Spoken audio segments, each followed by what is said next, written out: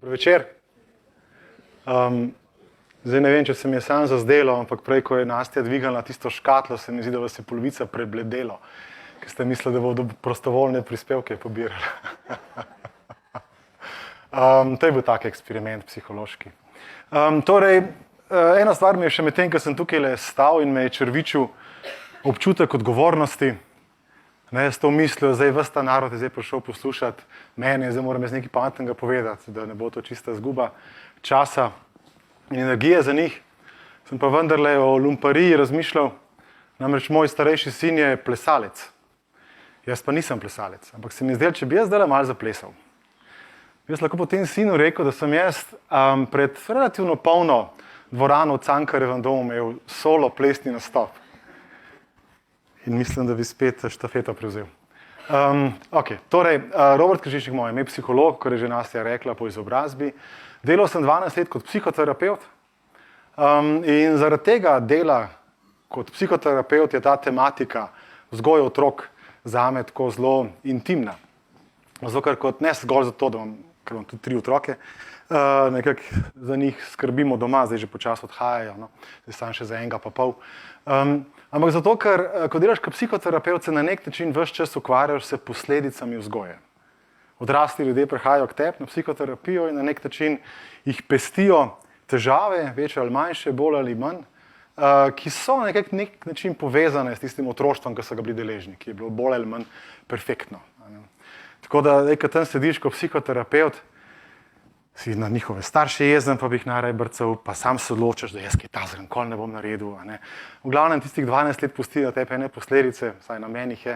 Tako da je ta tematika vzgoje otrok, starševstva, zame osebno tako taka zelo intimna, zelo včasih boleča stvar, na katero dosti hitro se odzovem.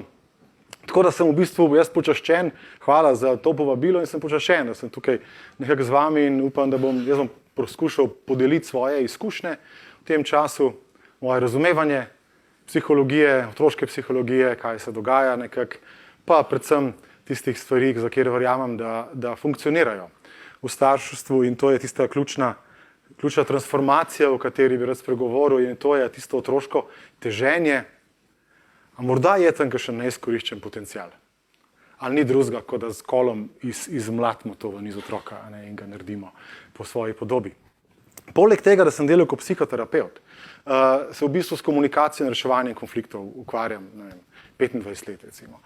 Profesionalno vodim delavnice, vodim treninge, mediram v konfliktih, tako nekako to je moje življenje in zdaj spet sem malo profesionalno deformiran zaradi tega, tudi otroci so bili posledično deležni ogromno enega komuniciranja doma, mogoče malo več, kot so si ga na momente želeli.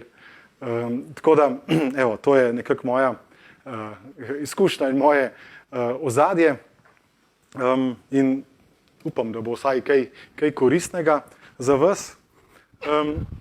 Sam, da vam večkrat povem tale meni, mislim, da smo prej preračunali, če jaz takole se malo levo desno sprehajam, več ali manj vidite vsi gor. Ne bo pa nič takega, ker se ne da zamuditi. Torej, malo, kako sem si jaz zamislil ta večer. Zamislil sem si ga tako, da je bil čim bolj koristen, glede na vaše mogoče pričakovanja, želje, kot si jih jaz predstavljam. Bolj nekako naravno stanje bi bilo zame z vami v krogu sedeti, pa si pripovedovati o stvareh, ki nas pestijo, pa skupaj jokati in se skupaj smejati. Tako da zdaj imamo malo drugačno konstelacijo. Prva zadeva, ki bi rad malo nekaj spregovoril, je vprašanje starševske vizije. Kaj bi kot starši sploh poskušamo doseči? Kaj je ta neka vizija, moje misli okrog tega in kako nam to lahko pomaga potem v nekih malo bolj intenzivnih trenutkih našega starševstva. Drugo je, kaj se dogaja v teh groznih otrocih, kadar težijo. So res, da nas na svet prišli zato, da nas do obupa preterajo ali mogoče se kaj drugega v njih dogaja. Potem bom spregovoril malo o popačeni percepciji in komunikacijskih težavah. Na koncu pa še o vzpostavljanju človeškega stika, ker namreč tudi otroci so ljudje in nekako z njimi človeški stik lahko probamo vzpostaviti. Tako da to nekako je to. Vmes vas bom še dvakrat povabil, da se malo pogovorite drug z drugim, ker če je po mojih izkušnjah kaj mukotrpno je takole enega poslušati uro pa pol, kaj klobasa nekaj, in tebi se mogoče misli rojevajo in ideje, ki bi jih rad tudi podelil, in tako da dvakrat bom večkrat ustavil jaz moje kokodajsane, pa vas povabil, da se malo pogovorite drug z drugim na tiste teme, ki bodo aktualne, če boste želeli, če pa ne želite, pa lahko mrtvo hladno ko mumija sedite in krepite notranji mir. To je nekako z moje strani en tak uvod. No. Za začetek bi vam rad nekaj pokazal in sicer tole, če si vzamete 30 sekund, pa tole preberete.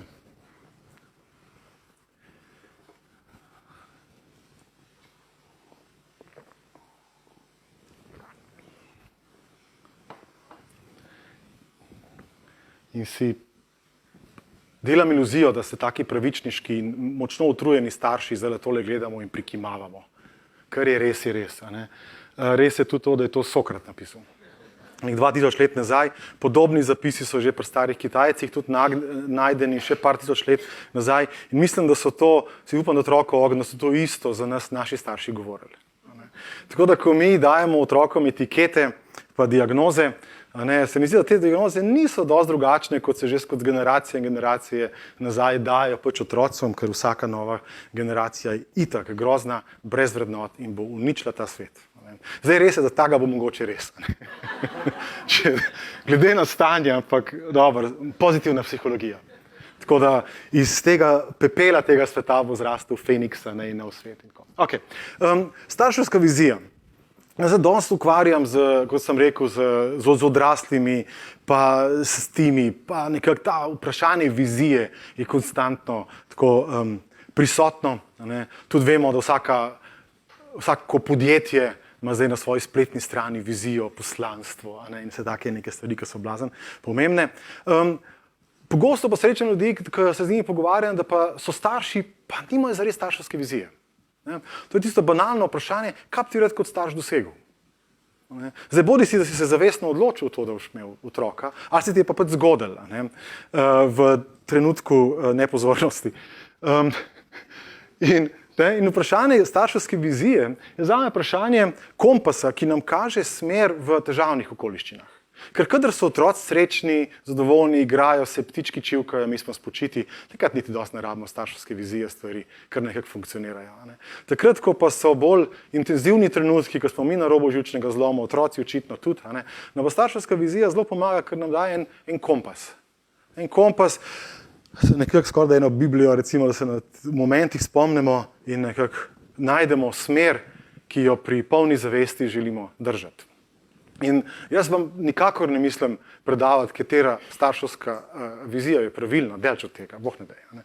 Bi vas prvi povabil v majčkeno razmišljanja okrog tega, kaj je vaša starševska vizija. Par vprašanj, torej v katero smer želim podpreti svojega otroka. Prva taka tipična starševska vizija je seveda izobrazba. Hočem, da je moj otrok doktor, ali ne vem, par magisterijev, to se more kaditi vse, same petke more leteti in tako naprej. Kar je legitimna starševska vizija, malo me sicer skrbi za tistega otroka, je pa tudi res to, da zdaj v dan današnjem svetu obstaja hiperinflacija izobrazbe. Izobrazba, kakor je v Prešernovih časih pomenila, to zdaj več ne pomeni toliko. Ljudje si zdaj ustvarjajo svoje službe, izobrazba ti ne garantira sreče, veselja, notranje osvoboditve in tako naprej.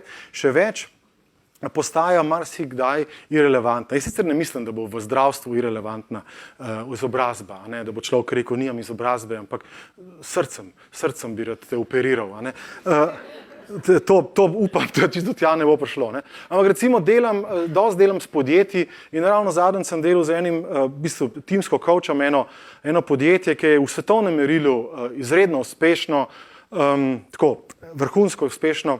In sem jih vprašal, malo pol med kosilom, koliko je pa izobrazba, ker imajo težave, skozi sam vrhunski kader iščejo in ga imajo težave dobiti. In sem rekel, koliko je pa izobrazba pomembna, ko iščete kader. In so vsi tisti, ki so tam v vodstvu bili, so v en glas rekli 0. Nič. Čisto vse nam je. Sploh ne vprašamo izobrazbo. Nas zanima, kaj človek zna. prinese svoj portfolio, pokaže, kaj zna, ima skills, ima neke veščine, ima strast in tako naprej in se vklop in potem je to. Torej, nič. Ne? Zdaj, če se vprašam, če je moja vizija otroka do doktorata spraviti in mogoče bo še 10 let trajal, da bo do tja prilezel z muko, nihče od nas pa ne ve, kakšen bo svet čez 5 let zgledal, pa se sprašujem, ali je to najbolj življenje podpirajoča vizija, ki jo imam lahko za lastnega otroka. Druga taka popularna vizija je naredi zmagovalca svojega otroka. Moj otrok bo zmagovalec življenja, to je taka severnoameriška vizija. You can get it if you really want. Vse lahko dosežeš in ti boš zmagovalc in ti boš zlate kolajne pobiral in tako naprej.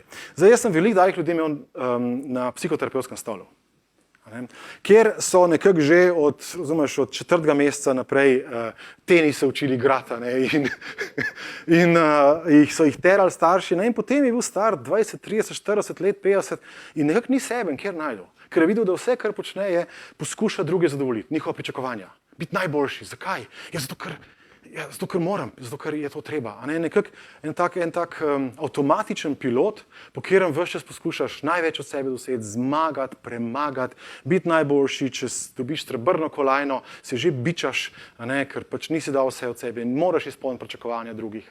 In je precejšnje prekletstvo tako dediščino prideti gor. Jaz sem tudi delal s kakšnimi športniki svetovnega formata po končani karieri, pa je bilo veliko bolečine tiste, ki je ven pod vsemi temi zlatimi kolajnami, ki je začela ven lesti. In naslednja zadeva je, otrokove potenciale bomo izkoristili.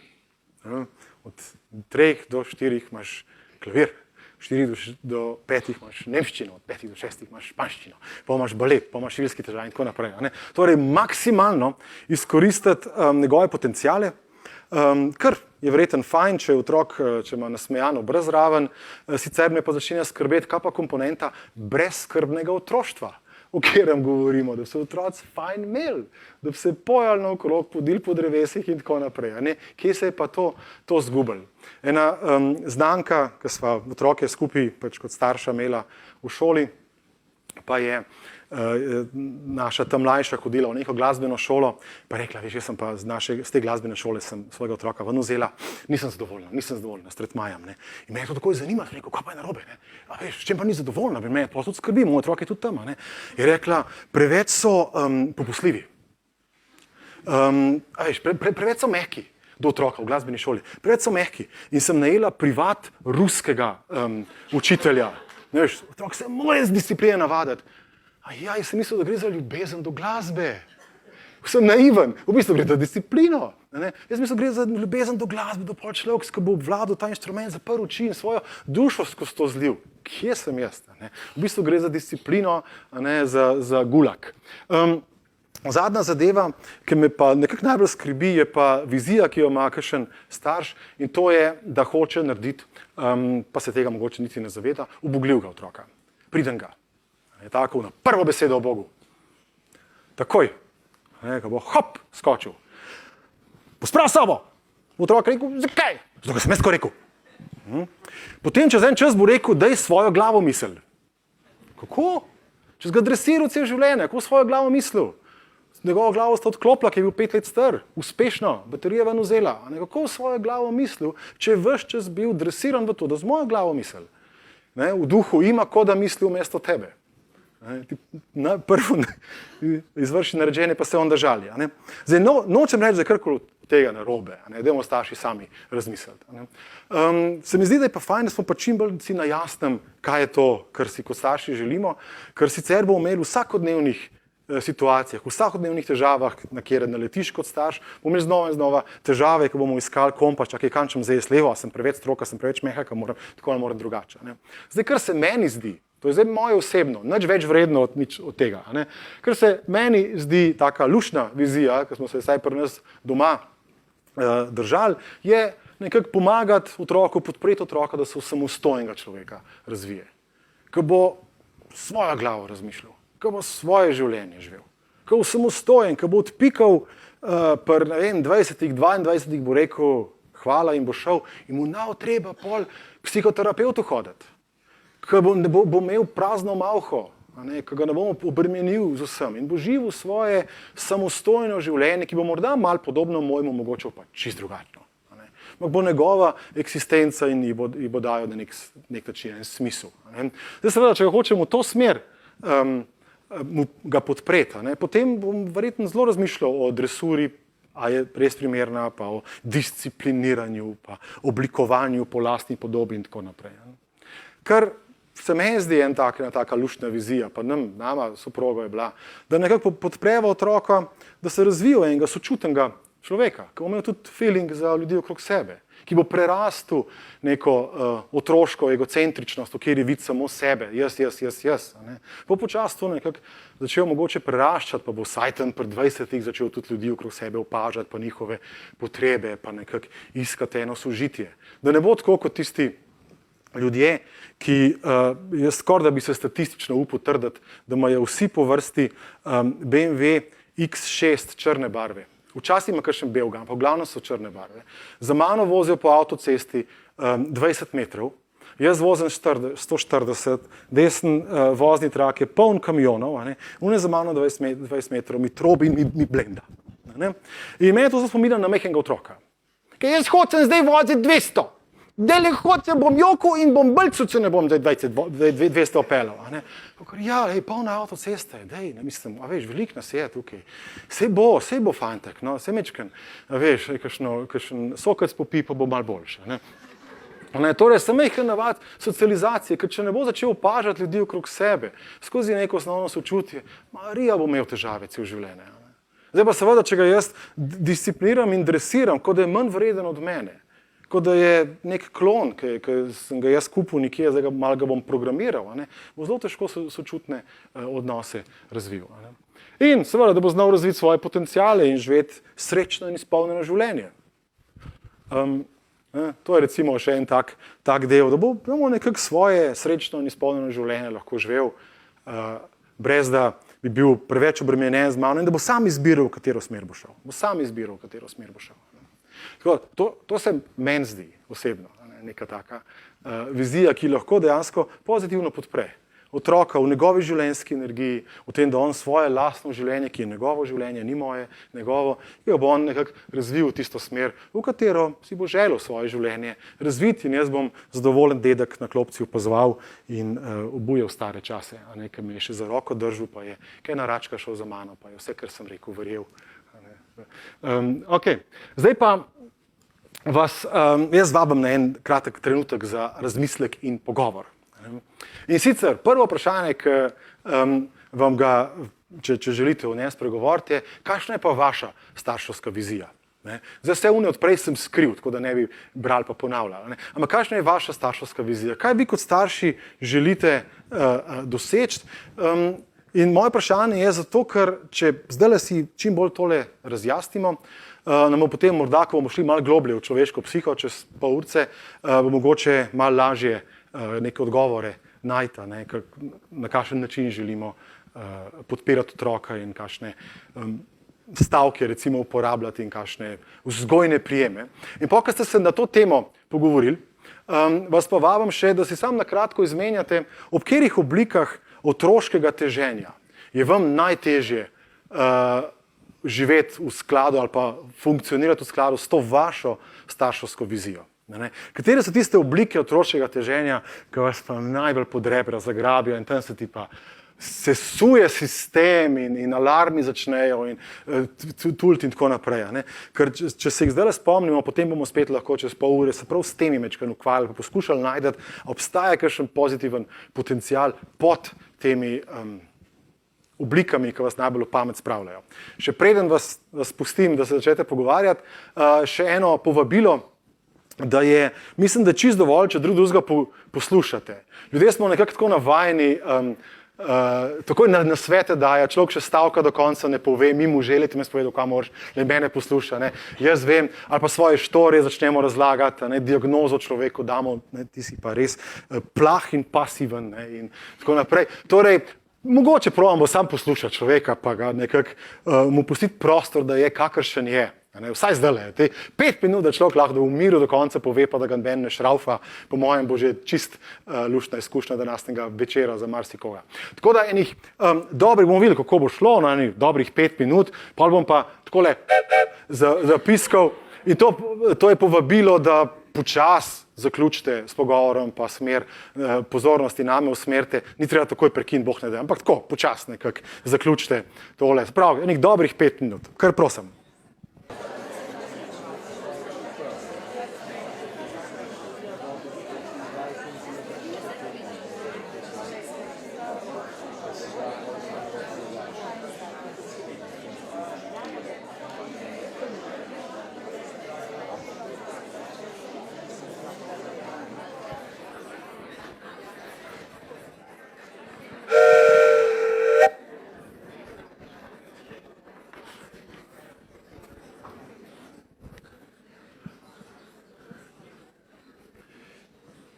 Okay.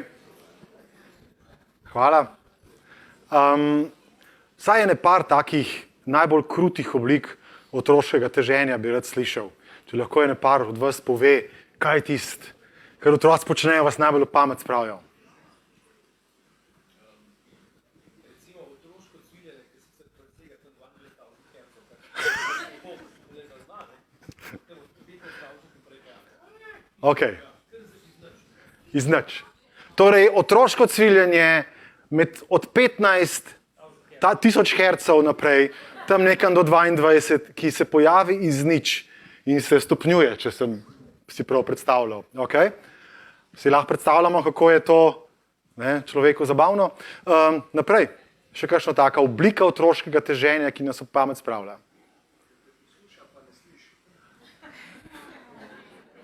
Poslušate in te ne sliši. Ok, in poveš 3-krat, 4-krat, 5-krat in rezultat je enak, kot je bil prvič. Hvala, naprej. Ponavljajoča se ignoranca upoštevanja določenega pravila, ki je enostavno in jasno In ga je otrok postavil. moralo veljati in se vsak dan znova in znova in znova vračamo na isto. Ok. Ok, še dobro, da čas dela za nas. Tudi tako, kot pa v službi, ker sam še 12 let imam do penzije, sam še toliko zdržim, pa sem pa prej. Ok, se pravi, ponavljajoče, znova in znova in znova in znova in ta ignoranca in se vračamo nazaj in ubija duha in voljo do življenja mogoče. Še, recimo ena. Brezvezno jokanje. Brezvezno, ki mu tudi otrok prav. Zdaj bom malo brez veze jokal.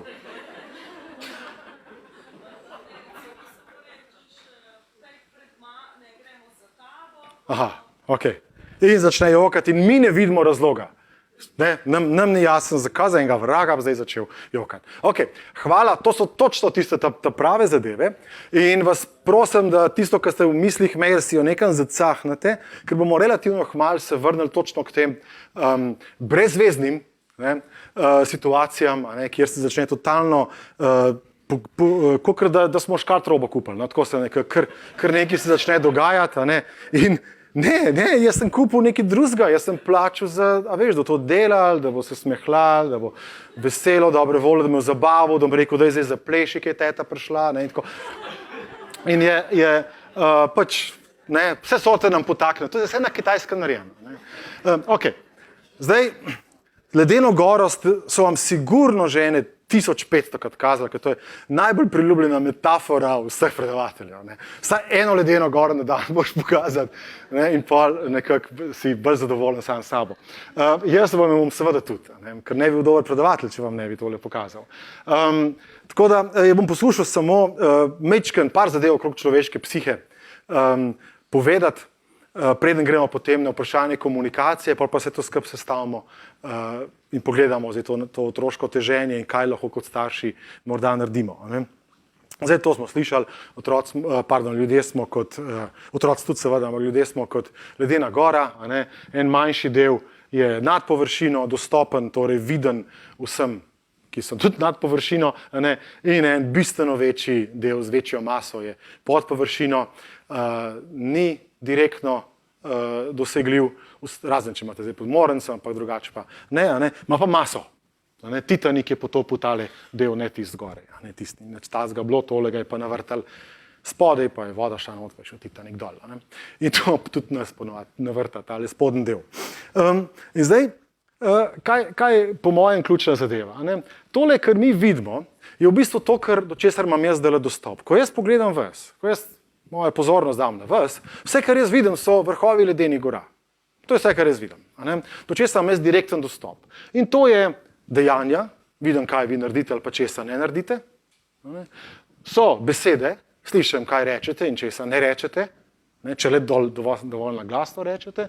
In grimase, vidim, tako malo bolj subtilno, to neverbalno komunikacijo, vidim, ko se kaj pačete in tako naprej. Vse ostalo je pa meni neznanka.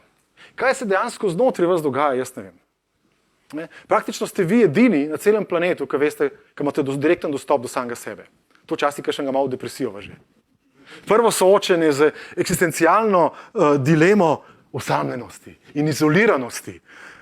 Ker jaz vam lahko razlagam recimo o sebi, jaz vam lahko razlagam 10 let o sebi. In še na koncu boste vedno samo predstavljali, kako je biti Robert. Da boste zares vedeli, kako je biti Robert. Predstavljali si boste, Robert, ja, mater, malo je zmed, malo je tak čuden. Torej, si boste predstavljali, ampak čisto zares, kako je biti Robert, vem pa samo jaz. Enako velja tudi za vas, zgolj vi veste, kako je biti vi. Se pravi, zaradi tega smo ljudje tudi izumili komunikacijo. By the way, komunikacijo smo sicer malo kasneje vrnili, zaradi tega smo izumili komunikacijo. Zato, ker vi nimate direktnega dostopa do mojega notranjega sveta, ja, sem moral na nek način to zakodirati, pa čez praviti, da te zastopali na zdravje. Nekaj sem moral narediti, da te lahko zastopali, kaj se v meni dogaja. Drugače nimate direktnega dostopa. Včasih sicer dame imate, tak telepatski, vem jaz dobro, kva ti misliš. Ne mislim, ne lagati, vem. Poznam jaz tebe še bolj, kot ti samega sebe. Zdaj pa, kaj je zares tako, nasplošno gledano, kaj je v nas, kaj je v naši globini. Globoko v nas, najgloblje, bi si upal reči, so naše človeške potrebe. Potrebe jaz razumem kot manifestacijo življenja v nas. To smo opazili, da smo živi in naše življenje nas se poskuša ohraniti pri življenju in cveteti, brsteti, se razvijati, živeti. In to poskuša narediti skozi potrebe. To so neka taka notranja hrepenenja po določenih kakovostih, kvalitetah v moji eksistenci. Podobno kot je potreba po kisiku, poskus življenja, da bi se ohranilo pri življenju. In zato imam potrebo, zato mene ni strah, da bom zdaj vam govoril, pa bom pozabil dikati, pa sem kar enkrat zrušil po tleh, ker je potreba v mojem telesu in vsakeč, ko mi nivo kisika pade, pljuča samo zajamejo sapo in gremo naprej. In zdaj bolj, ko so moje potrebe zadovoljene, bolj sem živ. Bolj sem živ, torej, če je moja potreba po spanju zadovoljena, po počitku in tako naprej, sem bistveno bolj živ, pa če sem na smrt utrujen. Zaradi tega se reče na smrt utrujen, ker si bolj že komi živ. To velja tudi za tiste potrebe, ki so bolj take čustvene narave, čustveno-socialne narave, rečemo temu. Recimo, če se spomnite, tovariši, kako je bilo, ko ste bili tako na sveže zaljubljeni, davno tega, v drugi galaksiji. In ste bili na sveže zaljubljeni in so vaše potrebe bile zadovoljene. Potreba po smislu, potreba po ljubezni, potreba po upanju. In si poln življenja, tukaj poln življenja spati ne moreš. Vsem prijateljem razlagaš, ti veš, kako sem zaljubljen, vem, si mi že 26krat povedal, le sam še enkrat. Ti povem, zvečer ne moreš spati, take luči imaš kot čuka, zjutraj se zbudiš, torej tukaj si poln življenja. Pa se nekaj dramatičnega, tragičnega zgodi s to ljubeznijo tvojega življenja pri 18-ih. In kar naenkrat se zruši, tvoje potrebe niso zadovoljene in se prazna vreča. Sploh, če si slovanskega izvora. Če si ameriškega izvora, potem si bolj akcijsko usmerjen, rečeš, ne več, Torej, gremo v akcijo, grem na naslednjo. Če sem slovanskega izvora, ker smo bolj globoke poetične duše, če me pri 16 pusti punca, pri 60 še vedno patim, pišem pesmi, pijem in tako naprej. Spomnite se na Prešerna. Torej, dejansko, potem si pol nekako vse te moje potrebe so nezadovoljene in komi sem še živ. In se vlečem, kako je Robert, ne vpraš, tudi če me ne bilo. Sem malo že tako, kot je Branislav Nušič zadnja leta svojega življenja govoril, sve je sranje, osim pišanja. Na smrtni posli je rekel, in pišanje je sranje. Psihološko bi rekel, da dramatično njegove potrebe so bile nezadovoljene. Tako da, in zdaj te potrebe so univerzalne narave. Naše potrebe so univerzalne narave. Vsi ljudje na tem planetu jih imamo. Potrebe. Mal višji od potreb so vrednote. Vrednote so neposredno povezane s potrebami, ampak vendarle imajo nekoliko drugačno naravo, ker so pogojene, niso univerzalne. Recimo pogojene so s kulturo, v kateri smo gor odraščali. Če bi recimo mene takoj po rojstvu preselili k rejniški družini v Peking, bi bil še vedno jaz. Še vedno bi bila ista entiteta. Imel bi enake potrebe. Ampak vrednote bi imel pa radikalno drugačne. Druge stvari bi se mi zdele normalne, druge stvari bi se mi zdele čudne. Ki bi jaz prišel sem na obisk, bi imel v Slovenijo, bi imel poln nos šmrkla, bi seveda, kot si vemo, šlo to na tla, po tleh in tako naprej, torej to bi šprical, bodis v kafiču, kjerkoli. In vi me gledali in bi si mislili prašič, nekultural in neolikan. Jaz bi pa vas gledal, čuden, ker bi videl, da kar pa vidno naredite šmrklom. Je pa da vzamete robček ven, ga noter spihate, lobček lepo zložite in date v žep. In cel dan nosite to okrog. In bi se mislil prašiči. A skret papir tudi tako zlagajo, pa ga sabo nosijo. Čist nekulturen folk. Valjda boš svinarijo. Torej, ne obstaja univerzalno pravilo, kaj je potrebno delati za izločki v svojem nosu. Gre za kulturo, gre za neke vrednote, ki so se razvile.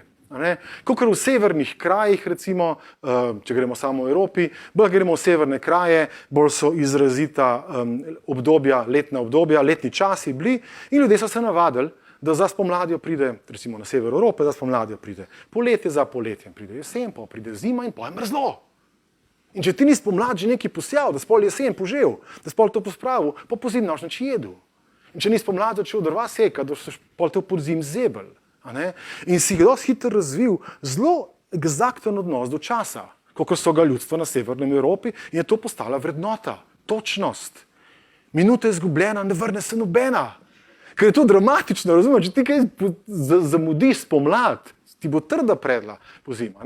In zato je se razvila vrednota biti točen. Bolj greš na sever Evrope, bolj to je grozen gledati, če v zamudu, se sam 10 minut zamudil na sestanka. Veš, v Nemčiji. Nemca so že na urgenco pelali, ki je v komu od groze padel. 10 minuten. Že sebe.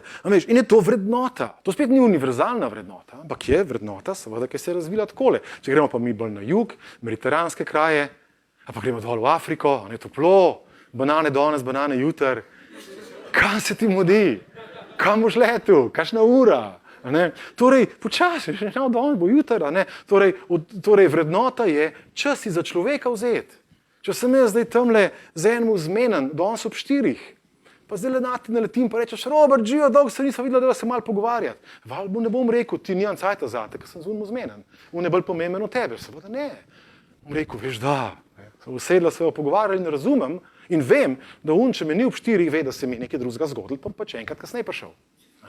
Gre noter, torej mene bo žaljen, vse je v redu. Če gremo, v Indijo, recimo, je stvar se še bolj razširi, če ni v tem življenju, v naslednjem življenju. To ni tako, z njimi je nekaj narobe, ki zamujajo. Ja, znaš ga zornega kota, z njihovega zornega kota z nami je nekaj narobe. Te vrednote, ki potujemo po svetu, zmerno vidimo, kaj je narobe z njimi, drugimi, in pol to slikamo, in pol doma kažemo, viš, z rokam jejo. Ne z dilcem, z noži, z rokam, ne z desno jejo, ker leva je za nekaj drugega. In tako naprej. Okay. Pazite, za nas starše, vrednote so tudi generacijsko pogojene. Ne obstajajo univerzalne vrednote, generacijsko so pogojene. Zato, ker vsaka generacija odrašča v drugem svetu. Svet se spreminja. In kolikor se je svet v zadnjih 50 letih spremenil, se ne vem, če se že kdaj prej. Predvsem s pojavom interneta, globalizacije in tako naprej. Kar pomeni posledično, da naši otroci, recimo da moji otroci, v dramatično drugem svetu rastejo, kot sem pa jaz rastel. Jaz sem v bratstvu, edinstvu, gor rastu, a ne, pa v tovarištvu, pa solidarnosti, pa skromnosti, lepa čednost in tako dalje. A ne. Moji otroci v internet, vse je takoj na razpolago, vse je tukaj, a ne, v momentu, vse je demokratično, greš. Jaz sem gledal televizijo, a ne, smo imeli, ne vem, tiste 4 kanale, Ljubljana 1, Ljubljana 2, Zagreb, Zagreb 2, včasih pa a smo v Avstriji, a smo v Koper, pač odvisno od lokacije, a ne, geografskega porekla. Daljinca nismo imeli, jaz sem bil daljinca od mojega očeta, ki je rekel, daj na Zagreb. A ne. Sem šel, a ne, a veste, in seveda sem v čist drugem svetu gor rastel, ne, zdaj imamo daljin 100 kanalov, sediš, vseh 100 greš gor, greš skozi, ugotoviš, vse ni nič, mogoče pa zdaj že kaj, pa greš še en krog, a ne. Torej, počasno, zdaj te otroci v drugem svetu pogleda na tem kanalu, pogleda na unem kanalu, na internet, na unem portalu, na tem portalu pogleda komentarje, doda komentarje in se neko demokratično soustvarja svet.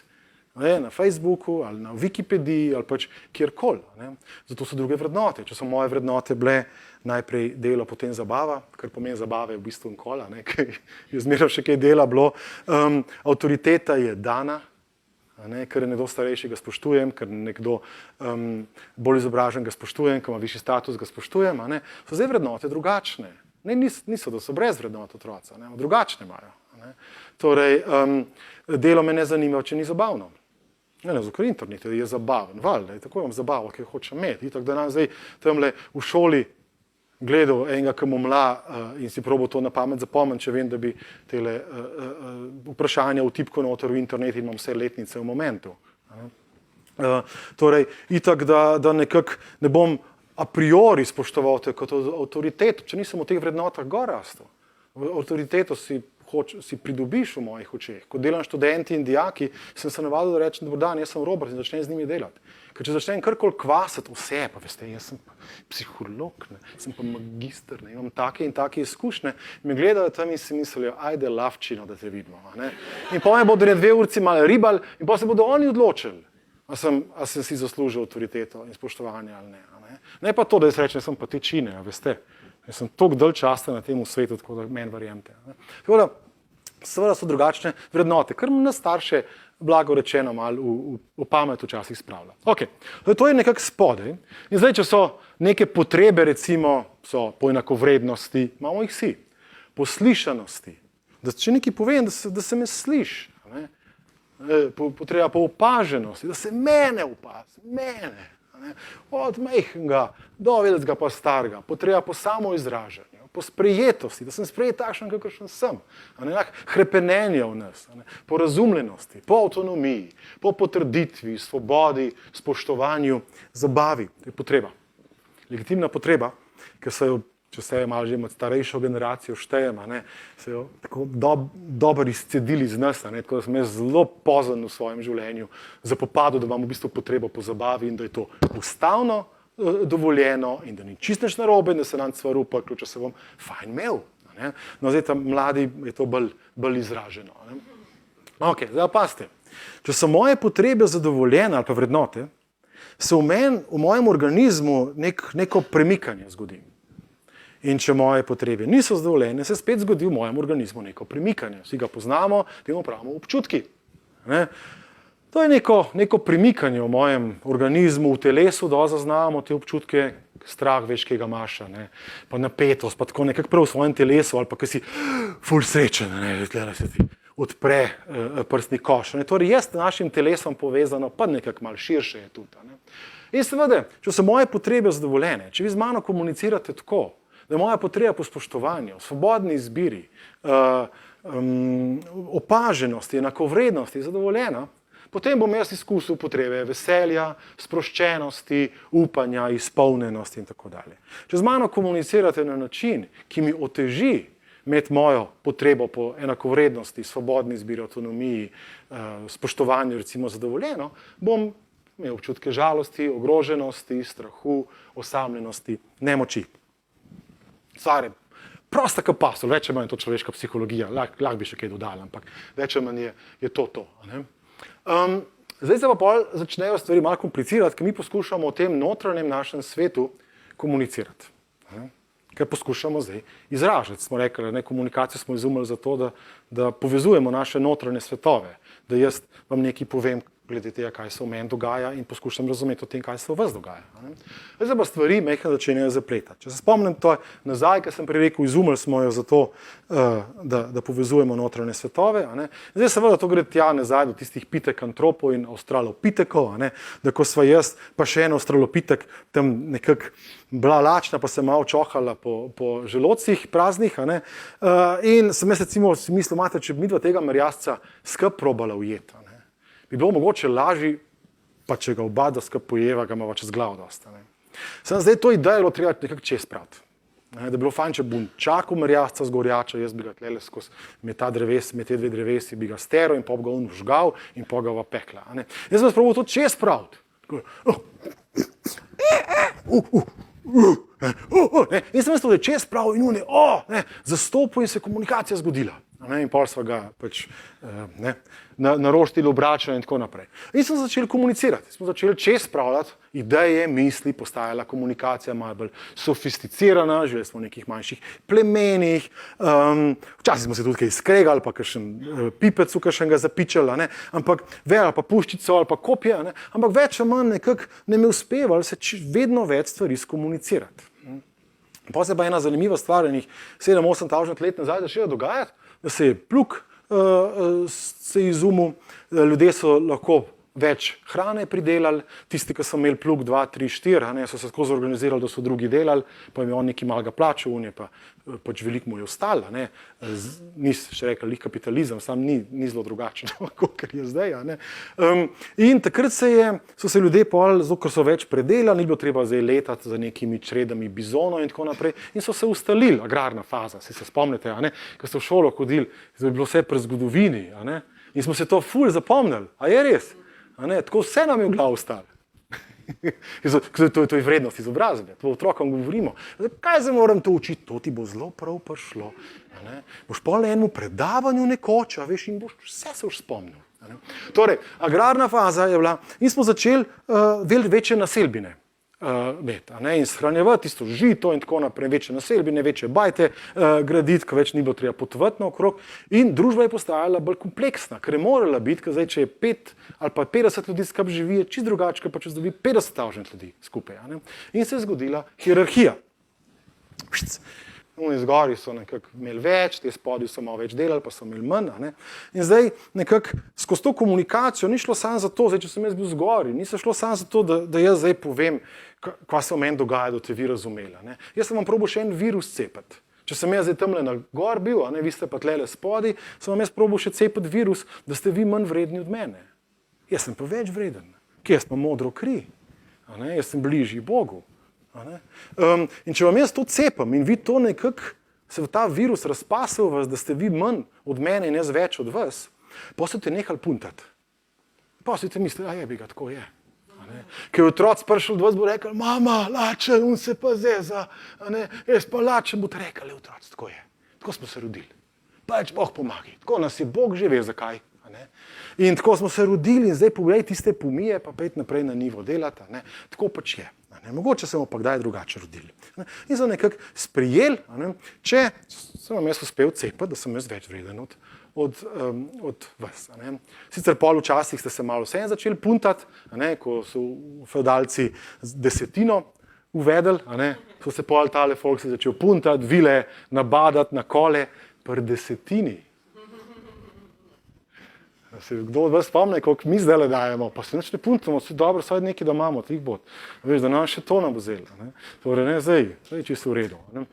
Ok, torej, in zdaj, ko se je tole zgodilo, se je začela komunikacija, dobivala en drug element in element je bil, kako tebi dokazati, da si ti manj od mene.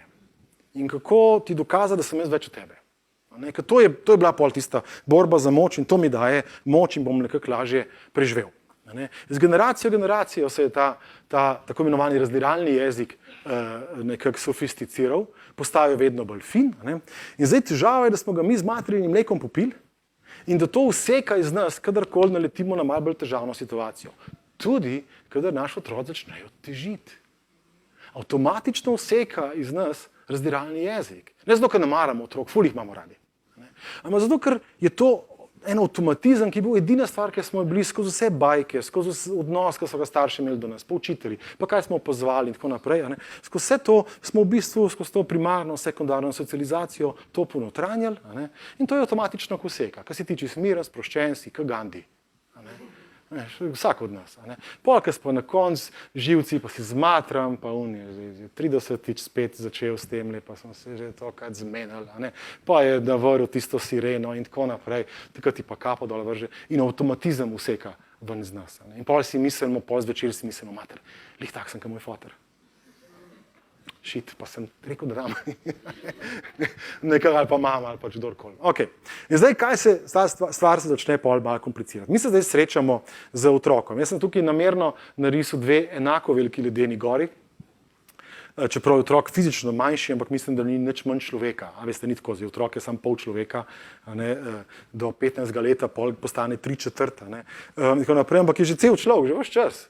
On ima svoje celo življenje, kot imam jaz svoje celo življenje, nič manj nima, nič več. Tako da ima celo svoje življenje, sem celo svoje življenje. To malo starši čas pozabljamo. Se nam zdi, da šele polk 18, takrat bo zares začel živeti, prej pa ga sam šraufamo. In zdaj, kar se dogaja, dokler otrok dela točno to, kar si jaz želim, sem jaz miren, srečen, ker so moje potrebe zadovoljene. Moja potreba po spoštovanju, miru, upoštevanosti in tako naprej je zadovoljena, moji občutki so blaženosti, sreče, ponosa, veselja in jaz sem izjemno srečen. Takoj, ko otrok neha delati to, kar jaz hočem, da dela in začne delati nekaj drugega od tega, kar si jaz želim, imam pa težave in avtomatično useka iz mene razdiralni jezik. V parih pojavnih oblikah. Naj vas malo spomnim na njih, se jih poznamo vse. Recimo ena je, da začnemo dajati avtomatično nalepke. Nalepke damo. Si poreden. Si len. Taka tipična nalepka, ki damo otroku je si len. Si len, ka fuks. Damo svojim partnerjem, mater si smotana, si težek kot svinca, si en zagrenen tip, kakšnim kolegom, da so pač psihotični, nevrotični, konfliktni, čustveno nezreli, spiritualno nerazviti in tako naprej. Torej, nalepke, kaj s tem daješ? Z njim je nekaj narobe. Jaz sem okej. Že sem jaz konflikten. Torej, z njim je nekaj dramatično narobe in pa se fajn počutim. Jaz sem zdaj na uni piramidi, jaz sem zgori, jaz sem perfekten, vsaj dosti boljš, kot bi lahko bil. Torej, nalepke, ena zelo zanimiva nalepka je, ko damo otrokom nalepko ti si len. Tukaj je len, ka fuks.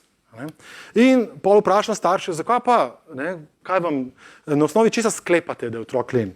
Prav, se noče čisto nič matematike učiti. Jaz ga zlahka razumem, sicer, tudi matematika, tudi moj paradni konj ni bila, ampak če rečejo, se noče matematike učiti. Zdaj malo pozabljamo, da nikoli nismo vprašali otroka, a bi ti rad v šolo hodil? Pa bo otrok rekel, ja, kaj se bo rad tam učil? Matematiko! Ampak to je bilo, veš, treba v šolo hoditi.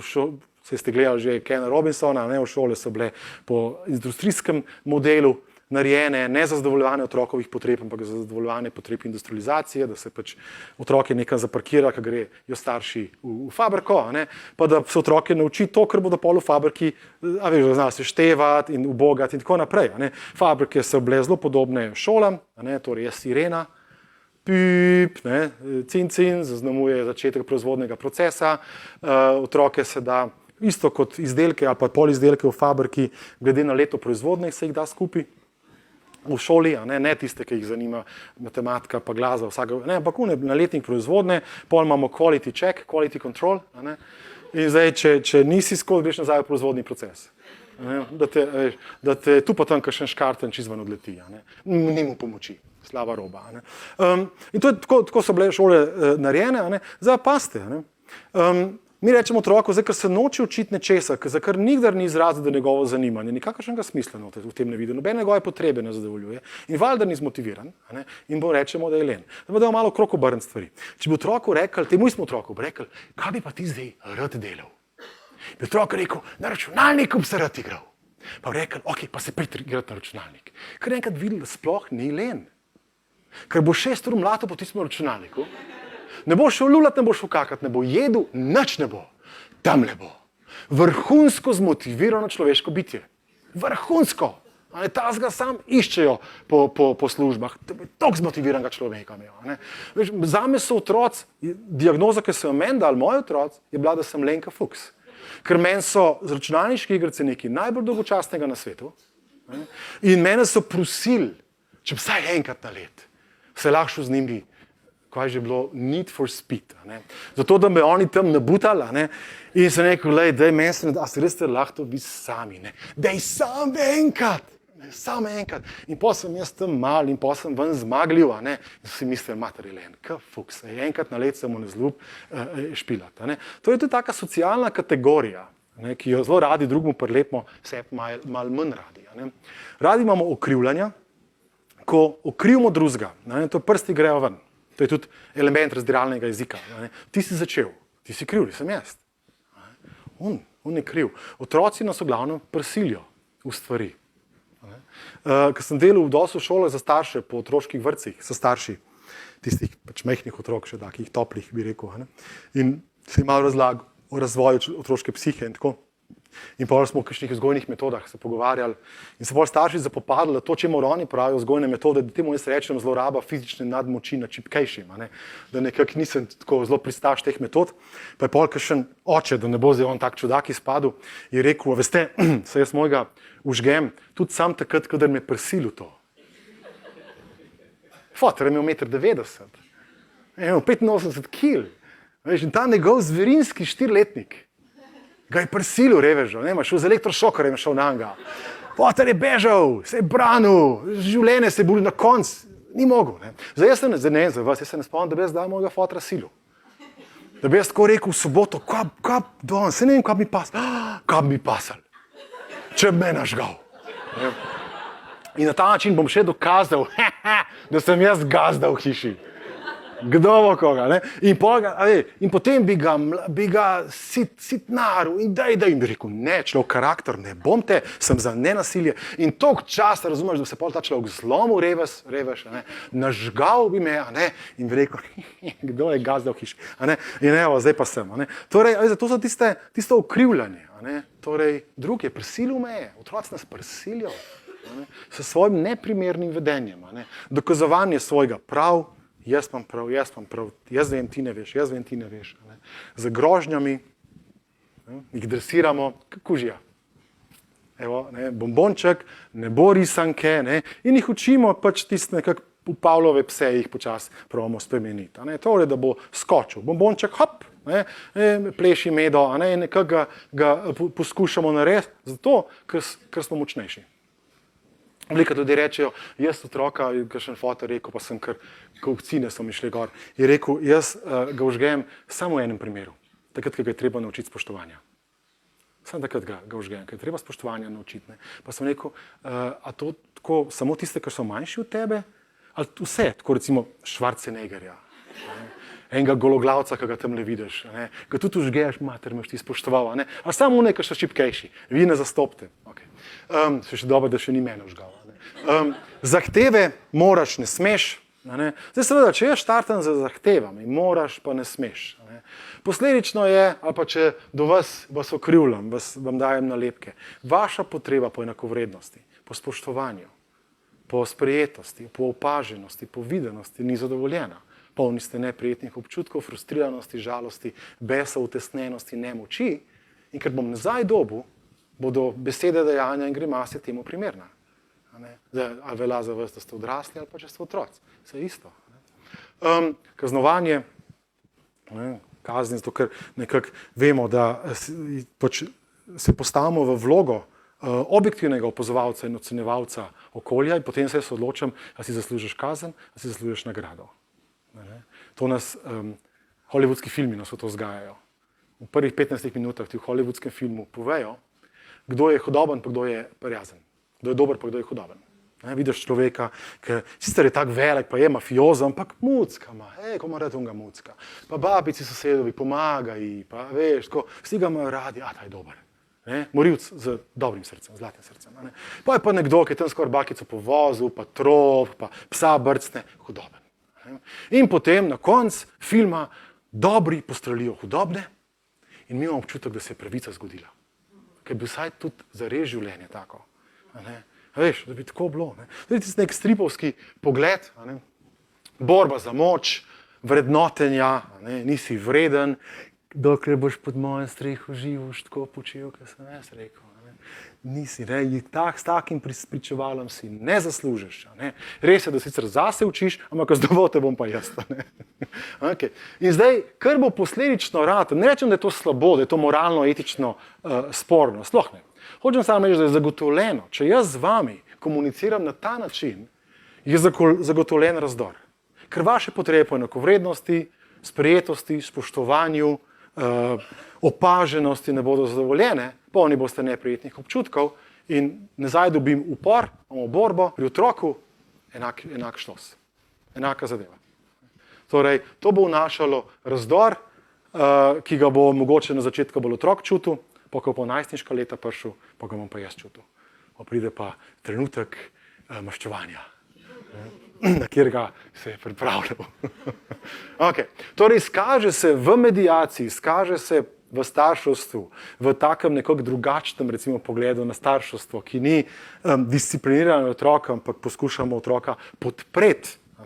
Se izkaže, da se transformacija, da se nekako en preobrat dogaja takrat, ko mi začnemo zares komunicirati. In ko komuniciramo tako, da zares slišimo drug drugega. Da slišimo, da jaz lahko slišim, kaj se zares v otroku dogaja.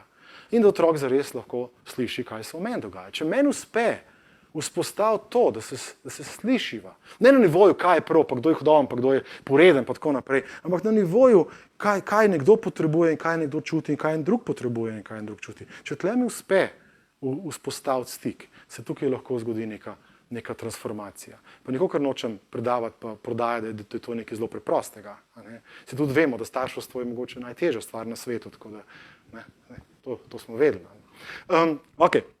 Zdaj pa, za hip, še enkrat vmes, trenutek za razmislek in za pogovor. Vas vabim za sledeče. Če se spomnite unih trenutkov otroškega teženja, ki ste prej na njih pomislili. Otroci delajo to, otroci delajo to, otroci delajo to, otroci delajo to. In če se lahko za hip, spet kole, po dva skupaj malo, če se probate v nekem pogovorcu sedem in se vprašate, samo probate še uživeti od tega otroka. Ko moj otrok začne cvilt, ko moj otrok reče ne, ko začne jokati, ne da bi bilo meni jasno zakaj, ko začne se ob tla metati na zobe, ko začne brcati sestrco, karkoli od tega počne. Kaj se mi zdi, kako se ta otrok takrat počuti? Kako se počuti? Ker občutki so v njemu prisotni, ki ga spodbujajo, ki ga napeljujejo, da se na ta način vede. In ko imamo občutke, kakšno vprašanje je, kaj otrok v tistem trenutku morda potrebuje. Teda poskušamo se vsaj za hipec, pozabimo, kaj je prav, kaj ni prav. Vsaj za hipec se poskušamo uživeti otroka, ki to počne. Se vprašamo, kako se morda počuti. In ko morda potrebuje. In samo to, da vam povem in grede, 2 porit, to ni potreba. Ljudje rečejo, potrebuje 2 porit, to ni človeška potreba. Pa rečejo, potrebuje za kakšnega kolega, rečejo, on potrebuje psihiatrično obravnavo. Ni potreba. Potrebe so bolj stvari, ki smo jih prej povedali. Tole vas prosim, 5 minut vas vabim, ni treba poskusiti najti rešitev za situacijo, delč od tega, sam probate se, prosim vas, za hip uživeti od tega, kaj morda takrat otrok občuti, kaj morda takrat potrebuje. 5 minut, prosim, pa bomo pa malo pogledali, kaj pride na plano. Kar izvolite.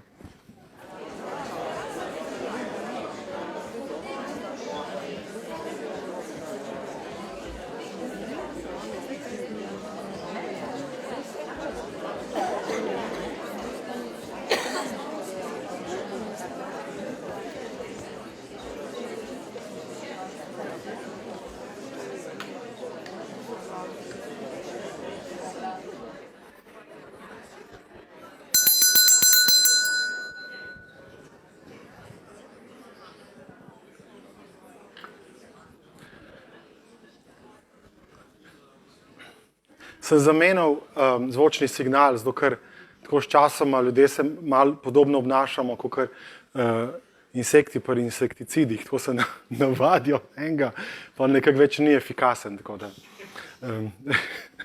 Zdaj vas pa prosim, če mi lahko samo majhen takole namečete, kar malo zakričite občutke, ker se vam zdi, da jih morda tista zver ki teži. Morda kateri občutki so v tem otroku? Kateri občutki so vam prišli na pamet, da bi lahko bili v otroku? Žalost. Žalost je občutek. Ja, naprej. Nemoč. Kako je naprej, kar ne gled? Strah. Strah, jeza, zljubljenost. To je želja, ampak kaj pa občutek? Ja, to je hotenje. Kaj pa občutek? Občutek je nemoč, ja. Zelo pogosto je, ne vem, ampak zdi se mi, da je verjetno občutek nemoč. Zelo pogosto je občutek nemoči izpod jeze, besa in tako naprej. Kdaj starši začnemo kričati na otroka, ker se nemočne čutimo? Vse ostalo smo že probali. In takrat, to je zelo pogosto posledica občutka nemoči, vse si že probal. Ne moreš. In podobno je pri otroku. Še kakšen občutek? Ja, jaz sem žalost napisal, se nočem zdaj preveč biti, žalostnost ni čisto res občutek, malo je pomešan z mislimi, ampak dobro, ne bom preveč citnaril. Užaljenost, bolj je tukaj kombinacija žalosti pa bolečine tukaj noter. Okay. Zato, ker takole se otrok počuti, ker kjer njegove potrebe niso zadovoljene v tem trenutku. Razumevanje, ja, sprejetost, varnost, opaženost. Ok, super. In marsikaj, fajn. Zdaj pa, dajte, tole, vsaj zame, kot za starša, to dramatično spremeni podobo. Eno, če jaz vidim otroka, ki cvili in se ob tla meče, samo zato, ker me ta mala pošast hoče uveljavljati svojo voljo in me premagati in me dokazati in zdaj ga moram jaz razumeti, da na on mene. Drugo je pa, če je pa to en človek, ki se počuti žalostnega, nemočnega, prestrašenega, jeznega, izgubljenega in v bolečini, ker res rab varnost, razumevanje, sprejetost in opaženost. To je zame tisti strahovit potencial, ki je tukaj noter. Kjer sem jaz zdaj na točki, ko ta druga ledena gora se vede drugače, kot sem si jo zamislil, da se bo vedla. In jaz lahko zdaj razdor dam med nami, da grem šraufat, ali pa ta strahovit potencial tukaj noter opazim, ki mi bo pomagal, da se povežem s tem človekom, da ga res slišim. In da mogoče mu pomaga, da on mene sliši. In oba dobiva to, po čem hrepeniva. In potem začneva iskati nekaj, kar bo za oba funkcioniralo. Zdaj seveda, ker je star 4-5 let, bo to nekoliko težje, ker še nima celega mentalnega sistema tako skupaj sestavljenega, da bo z mano tako racionalno funkcioniral. Velikrat starši rečejo 4-letniku, a sva se lepo zmenila. 4-letnikom se nisi nič zmenil. Zato, ker se še ne more nad tabo zmeniti. Ko mu rečeš, zdaj greva v trgovino in se naučiti črpla metala in tako naprej, sta zmenjena, otrok bo zaznal, kaj je pravilen odgovor in to je ja. Se naučiti črpla metala? Ne. Bova sam kolerabco kupila, pa cvetačko, pa ne čokolade, je prav? Ja. Torej, to ni, naj razmisli, mati. Velja. Evo, sprejemam tvoje pogoje pod mojimi pogoji. Torej, to ni to. To je pač začutim, ker ko rabim sprejetost, rabim ljubezen, rabim mir in meni se zdi, da je prav, če tako pokimam. In potem, ker sem noter, mi začnejo tiste čokolade v oči grist, ker so te vrasti od psihologov naštimali tjale, ker blagajnam, v mojo višino, pa medvedke gor narisali in mi take čustva sprožijo, da to, kar sem jaz rekel 7 minut nazaj, da ne bom nič ob tla metel, da to je povožen. Sistem je resetiran in grem direkt na zobe. Ne zato, ker te hočem zlomiti, moj oče moj, naj te zlomim, ljubeče, ampak zato, ker se obupam ga počutim. Obupam ga. Ker ne vem, zakaj ne morem imeti tega enega mehnega medvedka. Torej, in vrejo z mene občutki. Ok, zdaj pa, kaj mi starši naredimo? Najmočnejše orodje, ki ga jaz poznam, kot psiholog, kot mediator, kot človek, ki se z nekimi težavnimi komunikacijskimi situacijami ukvarja, pa ne nazadnje tudi kot starš, je sočutno poslušanje. To je to, da se poskušam uživeti v svojega otroka in slišati pomen iza besed. Torej, ne glede na to, kaj je rekel, probam slišati, kaj je v tem potopljenem delu ledene gore. Otrok reče, pusti me na mir, ne maram te več. Zdaj seveda, jaz kot starši sem zgolj racionalno bitje, rekel je, ne ga pustim na mir, da me ne mara več in še pljuno proti meni in je šel v kot, spravo on resno mislil, da me več ne mara, torej, izselil ga bom. Sicer ima 5 let, ampak glej, vsak odgovori za svoje besede, izselil culico na rame in gremo. Zdaj, to je ena zadeva, druga je pa, da se poskušam uživeti. Da se poskušam uživeti, kaj se morda dogaja tle noter, ker je tega otroka preteral, da je rekel tole. In morda bom, mogoče so kakšni take občutki, ne vem, mogoče so kakšne take potrebe. Zdaj otrok tega ne zna pri 4 reči, draga mati. Počutim se nekoliko negotovega, zmedenega, rezervanega, ker moja potreba po enakovrednosti, spoštovanju, smislu in vzajemnosti je nezadovoljena. Še pri 50-ih ponovadi ne znal tega, tako povedati, bo rekel, mater si smotana. To bo njegov, zdaj pa ti probi razumeti, kaj je v bistvu hotel povedati. Zdaj, če bi jaz nekako otroku pristopil, rekel, si žalosten pa jezen, to občutek, in si res želiš malo miru, pa da bi delal to, kar te paše, bomo verjetno dobil otroka, ja. In pol se probimo zadržati, da ne gremo z unim ampak takoj. Ampak, veš, moraš razumeti, čak, toliko je cajta za tiste ampake. Ampak dej, a sem lahko vsaj minutko z otrokom, 2 minutki, sam z njim, kakršen je, ki ima zdaj le bolečino vseb, ki ima zdaj vseb žalost. In ki, zato ker neke njegove potrebe niso bile zadovoljene. Sem lahko sam empatičen, še vedno bom pol črto potegnil, zato ker se hočem za svoje potrebe postaviti kot starš. Ampak sem lahko majhen, sem kamor ne mudi. Majhen, to sem lahko otrokom. Jaz sem imel naštimo eno, ne bom zdaj povedal, v kero trgovino, ja. Ja. Hvala za to vprašanje. Odnos, empatično poslušanje, mislim, da je od 0 dalje lahko. Zdaj pa s tem, da tja do 6., 7. leta starosti bo večino varnosti in empatije otrok dobil skozi objem. Zato, ker je predvsem čustveno bitje. Začne potem racionalno bitje, začne kasneje postajati 7, 8 let in tako naprej. Tako tam bo več skozi objem, več skozi dotik, več skozi ton glasu, ko bomo zraven njega se usedeli, več skozi te neke vibracije, nekoliko manj skozi besede, čeprav besede bodo tudi pomagale. Ampak nekako ne bo toliko poudarka na njih, pol mogoče, ko pa star 10, 12 let, bo pa več te artikulacije prisotne.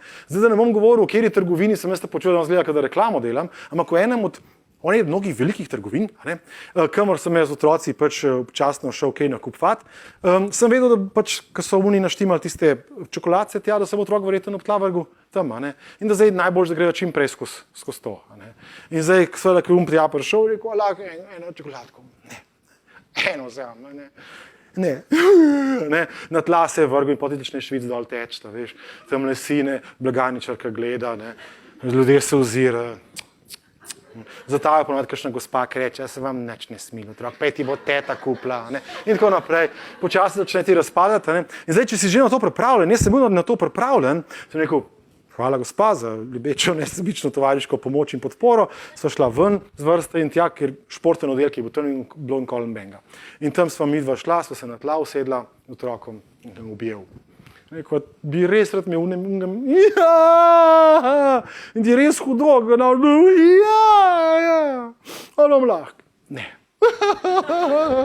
In imaš oboje, a sem lahko z njim, z njegovo bolečino, z njegovo žalostjo, a sem lahko z njim.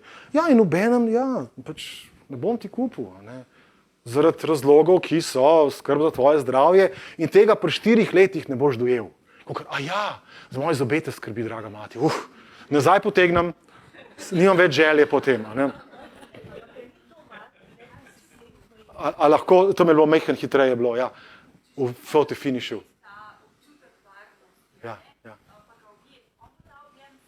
Ja, ga bo zavračal, ja. Zdaj tukaj odpiramo kar velika poglavja. Ga bo zavračal in moje razumevanje, bodi si iz študija, bodi si iz mojega dela in izkušenj je, da je to občutek negotovosti, testiranja. Občutek negotovosti. Nisem čisto siguren, če resno misliš, mami. Nisem čisto siguren, če resno misliš. In to je, Martha Welsh je to zelo raziskvala, če vas kaj zanima ta objem, kako je zavračanje in potem, ko je dovolj varnosti, se pa razpusti v njemu. Ja.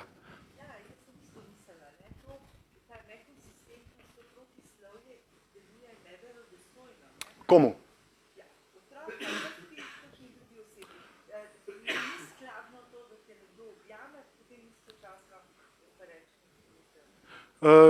Ja, reče, da ti ne bo kupil čokolade.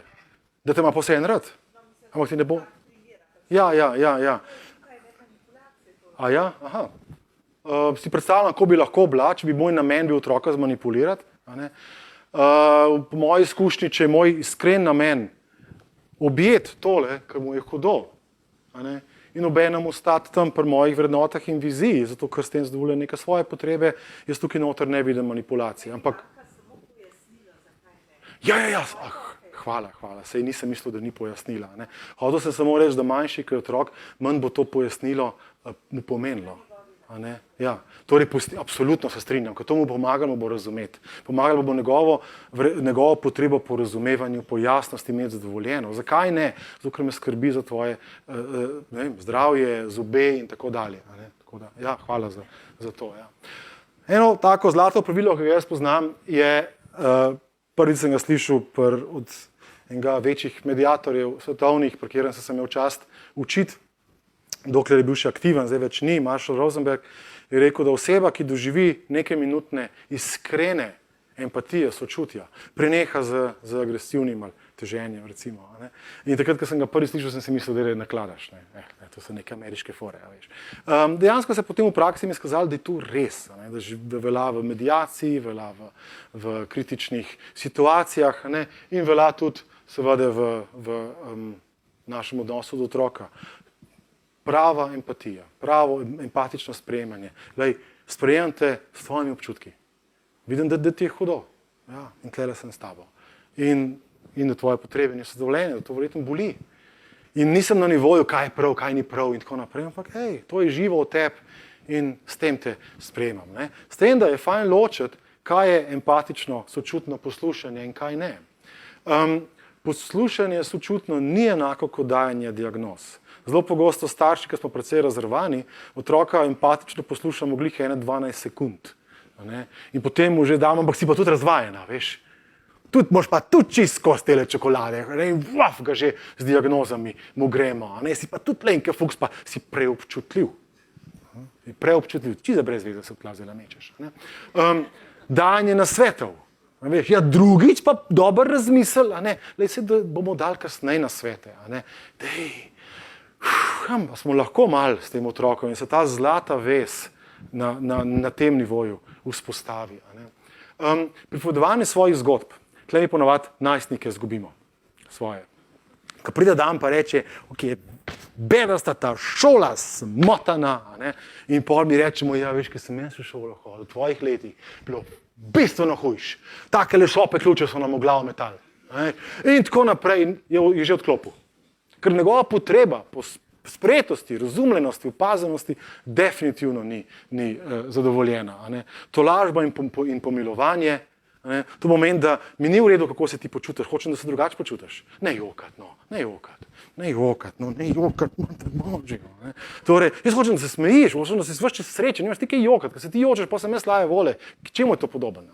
In potem te hočem skozi popraviti. Zanče, ta mlajša naša, tretji letnik, 18-letna je tretji letnik gimnazije, včasih malo pozabim, ko so moji otroci stari, prišla domov in rekla, blesava šola, neumna, smotana. Kaj pa je bilo, Lucija? Naš razred, razumeš, ko imamo dolge te odmore, pa tukaj za nič malce je v šola. In smo se odločili, da bomo malce odpovedali in smo kupili toaster pa ketel. In smo se odločili, da smo mi lepo toaste pekel med glavnim odmorom, pa čaje kuhala. Sve rekel, genialna ideja. Veš, ne, proaktivno. In zdaj je prišel ravnatelj in rekel, da to ne smemo imeti. Ne. Veš, degen. Ne. In je zdaj proti, in zdaj to ne smemo imeti, ki je to proti šolskim pravilom. Halo, se nismo stari 6 let. Ne. In tako naprej. Ne. In zdaj seveda, jaz bi lahko šel, ja poslušajte, pa tudi naivni, pa tudi butasti niste najprej z njim preverili. Halo, ne, valjda moš najprej preveriti, pa veš, da so neke protipožarne, pa počujete vi bodo vsi. Ne. Lej, mislim, drugič pa prej preverite, ne, kaj veš, kaj sem jaz v gimnazijo hodil. Ma tudi pomislili smo mogli na kaj tasga. Vedno totalno liberalno šolo imate, pa lej, Lucija, se boljšno. Zdaj še 2 leti le šole, pa čao, pa pa si tolste pekla in tako naprej. Če bi to začel nakladati, zgubim jo v 6 sekundah. Kakor ok, hvala, whatever, ne, in mi šla. Kar mi je rad, ali sam biti zelo. Ne povem, neko to je precej frustrirajoče, ne. Ja, in bi verjetno, čeprav razumem, bi radi, da vas tako nekako enakovredno, pa spoštljivo jemljajo. Ma ja, enakovredno, ne. On je rekel, me nade prepričali, pa smo rekli, zakaj, a veš, kaj psaj, ne, pa mi je še malo povedal, sem rekel, ja, sploh sam neko razumevanje, neko vzajemnost ste rabili. Ja, ne, nič od tega nismo dobili.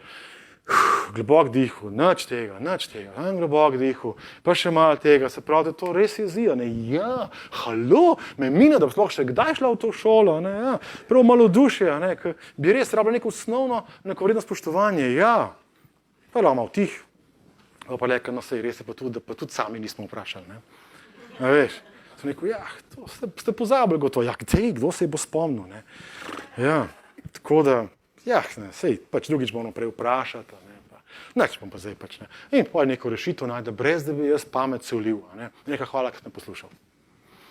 Neš odšla, srečno, jaz pa tam ganjen. Ratel mi je. Vsaj enkrat se stik z otrokom ohranil, ne, ki se ga bo verjetno spomnil.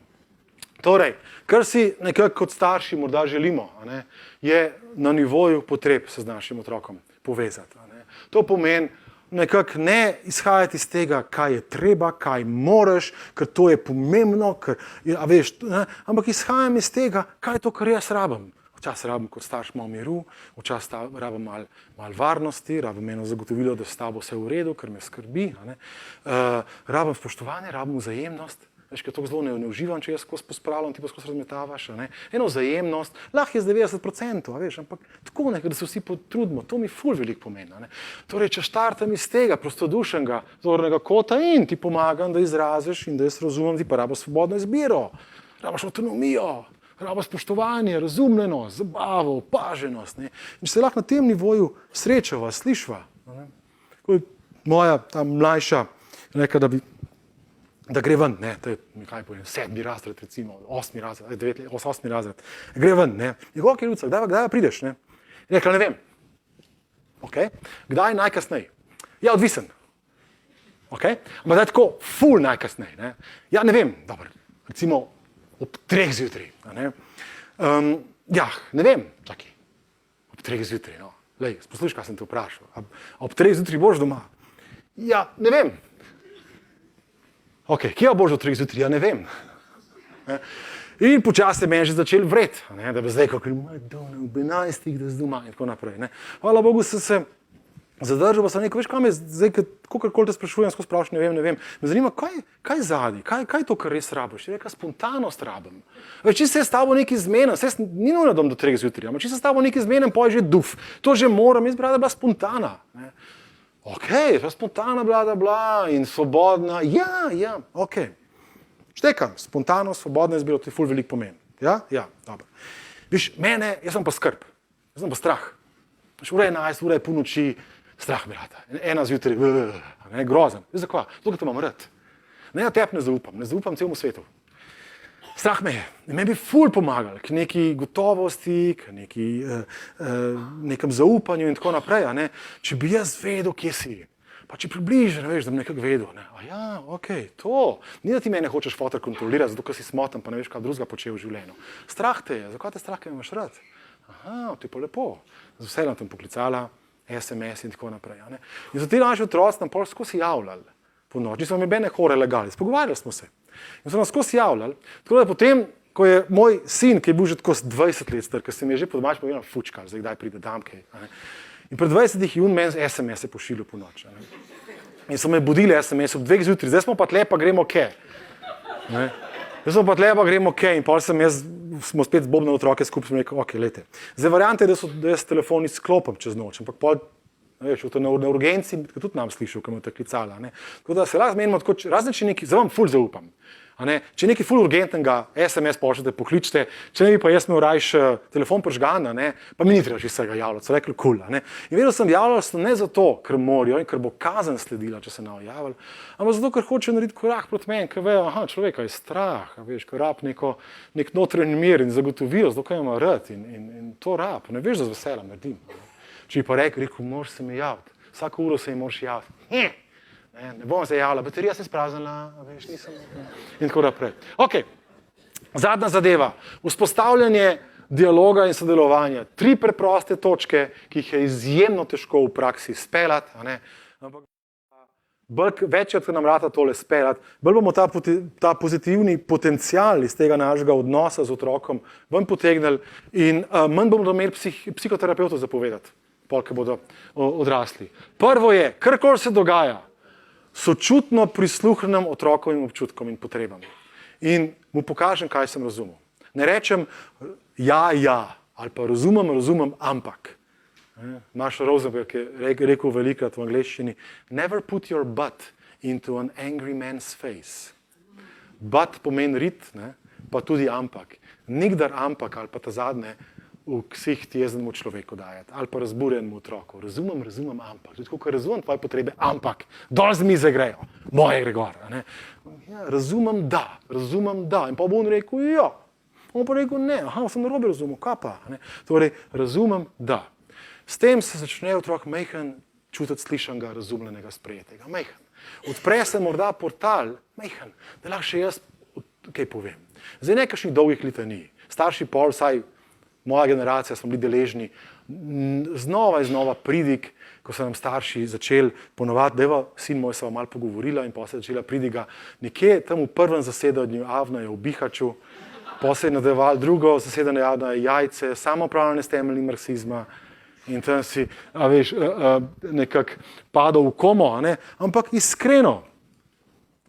Posadušmo izrazimo svoje potrebe, viš, jaz se pa tako počutim, ker to potrebujem. Majhnim otrokom niti ne bi govoril tako zelo veliko o svojih občutkih, bolj o potrebah. Ker majhen otrok, tega 6, 7 leta, se zelo hitro lahko začne čutiti krivga za moje občutke. In če mi jaz rekel, ko vidim, da je tvoja soba še vedno razmetana, se počutim zelo žalostnega. Ko bo otrok star 12 let, si misli, ok, fotor malo pretirava, ajde, so manji doživljajo. Pri 4, pri 5, se bo začel čutiti krivga. Moj oče je nesrečen zaradi mene in ni to dobra popotnica. Torej, pomagam, da razumeš. In potem ga povabim, da skupaj iščeva načine sožitja, ki bodo zadovoljevali potrebe vseh. Počas, učimo se. Jaz sem se cel življenje se učim dialoga, krucifiks otrok se ga tudi en čas učil. Zadnji slajd, obljubam, zakaj je to tako težko? Ker to izgleda zelo enostaven, krucifiks, 3 koraki. To je kot ameriški priročnik. 3 koraki do srečnega življenja. V 4 korakih si pridobiti prijatelje. In tako naprej. Torej, zakaj je težko? Zaradi malo globljih razlogov. Prvo, v naših časih, v naši kulturi nas tega noben ni učil. Učili so nas razdiralnega jezika, premagati, pod vrečci človeka in to avtomatično ven iz nas useka. Druga, sami morda niti ne verjamemo, da je ta somoč možna. Sploh v trenutkih razburjenosti. Ja, to kržiščnik nekaj filozofira. Pozitivna psihologija, please. Veš, realnost je čisto drugačna. Mogoče nimamo čisto zaupanje, ne verjamemo, to zaupanje se pol z izkušnjami, pozitivnimi izkušnjami se začne počasi razraščati. Tam pri enem 5. otroku si že čist cool. Te prve 3 malo uničeš, ampak pos pa že voliš. Otroci nam velikrat ne verjamejo, da mislimo resno, ker nismo edini odrasli v njihovem življenju. So učiteljice, ki rečejo, napišite v spis iskreno. Iskreno napišite. In pa to naredijo. In desetletja več navajo, konec iskrenega napisali. Ker so samo enkrat padli na to finto. In ne verjamejo, da mislimo resno. Strah jih je, da jih hočemo manipulirati, prepričati in tako naprej. Zato bodo objem zavračali. Čak. Torej, in še zadnja zadeva, da je za tole je potrebno transformativno učenje. Transformativno učenje je zelo drugačno od informativnega učenja. Informativno učenje je, kjer imamo kozarc, pa noter dajemo tekočino. Torej, jaz nekaj ne vem, ne znam recimo uporabljati računalniškega programa Excel in grem na tečaj. In tam pridobim informacije, kako se računalniški program Excel uporablja in zdaj znam jaz to uporabljati. To je informativno učenje. Ostal sem enak, kot sem bil prej, samo zdaj te informacije. Za pridobivanje komunikacijskih veščin, za transformiranje svojega odnosa do lastnega otroka, predvsem v konfliktnih situacijah, to ni dost. Vsak od nas pozna par ljudi, ki so vso duhovno literaturo na voljo v slovenskem in angleškem jeziku prebrali, ampak se jim nekako ne poznam kjer. Skregani so čisto vsemi. Tako da, veš, ko čakaš, da se bo to veliko razsvetljenje duhovno zgodilo, pa nekako se kar ne.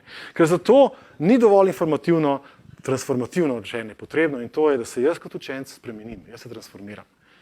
In starševstvo je predvsem, kot jaz razumem, delo na sebi. Ne toliko na otroku, šraufam otroka, veš, rokavi zaviham, pa te bomo mi pošraufali, boš ti že v redu. Ne, to sebe. Jaz na sebi delam. Delam na sebi, to je osebna rast. Torej, transformiram svoje vzorce, avtomatizme, ki iz mene ven tolčejo. Transformiram, začer razmišljam, ženo sediva ob kozarcu, ko so otroci pospali in si mislila, ko za enega vraga mi to narobe dela. Mislim, vsak dan je totalna kataklizma pri nas, špinača je po tleh otroci v obupu jočejo. Kaj ga mi dva serjeva, mater, sosedov je skozi režijo. In se mu je fajn in prepevajo. Torej, delamo na sebi. Ne, kar imamo za ene škartne otroke.